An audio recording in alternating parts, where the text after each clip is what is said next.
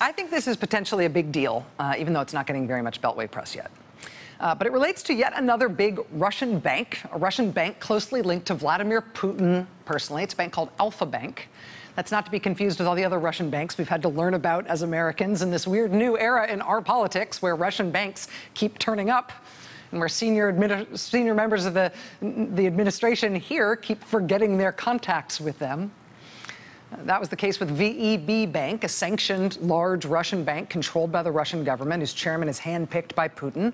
Jared Kushner forgot to mention his meeting with the chairman of VEB Bank during the transition. VEB Bank, though, is not to be confused with VTB Bank, another Putin-linked bank, also sanctioned, also state-controlled. VTB Bank is who Felix Sater from the Trump Organization says he had lined up to finance the Trump Tower Moscow project, the one the president neglected to ever publicly mention, even though he was actively pursuing that deal while he was running for president. But this story today out of Washington is about a different It's about a different Russian bank altogether, Alfa Bank. Alfa is not U.S. sanctioned like the other Russian banks that keep turning up in this scandal, but Alfa is linked to Vladimir Putin, and they've been subject to a bunch of good investigative reporting. And reportedly, they are also subject to the FBI investigation under the special counsel's probe into Russia interfering in our election.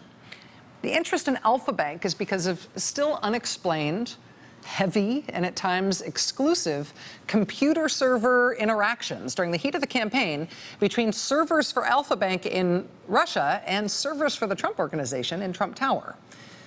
This was first reported by Slate.com in October, just before the election. Then after the election, during the transition in January, there were further allegations about Alfa Bank being involved in the Russian influence campaign to try to swing the election for Trump.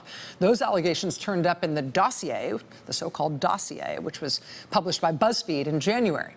Alfa Bank sued BuzzFeed for publishing the dossier.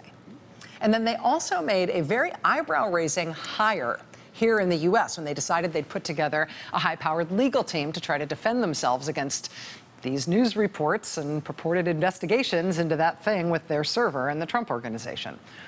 Alfa Bank decided that the guy they'd hire to defend themselves against these allegations concerning them and the Trump campaign, the guy they'd hire would be a guy from the Trump campaign.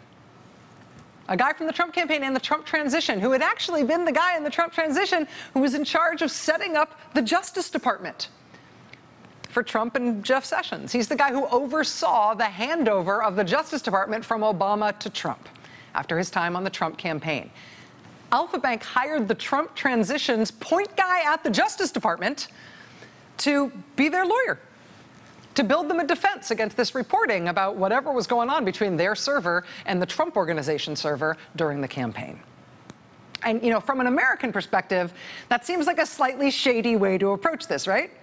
It's almost like Alfa Bank doesn't know that hiring somebody from the campaign to clear you and the campaign of any wrongdoing, that might be how you do things in Moscow, but it's not really the way you're supposed to do things here. Or maybe it is now.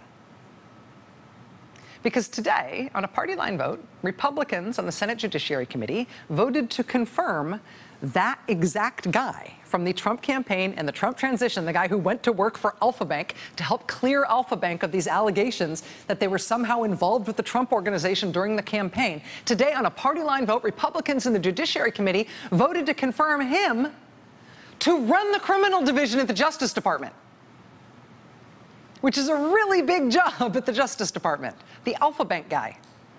And it's not like all the unresolved questions about this got settled before they held the vote on him. I want to make sure that you understand what has not been answered as of this moment when we're being asked to vote. I asked, is Alfa Bank under federal criminal investigation by the Justice Department? Mr. Rosenstein said, I won't answer that. Second question. What is the view of the intelligence community on the suspicious computer server communications between Alfa Bank and the Trump Organization during the 2016 campaign? Again, Mr. Rosenstein said, we won't reply to that. We won't answer that. Fellow members of the committee, we're being asked to choose one of the highest ranking individuals in the Department of Justice who will make hundreds, if not more, decisions on prosecutions that could involve, as we know, this whole question of the Russian involvement in our last campaign. He comes to it having made what I think are really poor judgments as to his personal involvement with this. All the Democrats on the Judiciary Committee voted against this lawyer who left the Trump campaign and the Trump transition to go defend the Russian bank, Alfa Bank. All the Democrats on Judiciary voted against his nomination to go run the criminal division at the Justice Department. Senator Dick Durbin focused on the Alfa Bank issue. Senator Feinstein, who's the top Democrat on that committee, she focused on the fact that it's strange in its own right to be appointing somebody to this important job who has no prosecutorial experience and no courtroom experience, which is true of this nominee. But Republicans were apparently unperturbed by any of that. And so Mr. Benczkowski's nomination will now go to the Senate floor.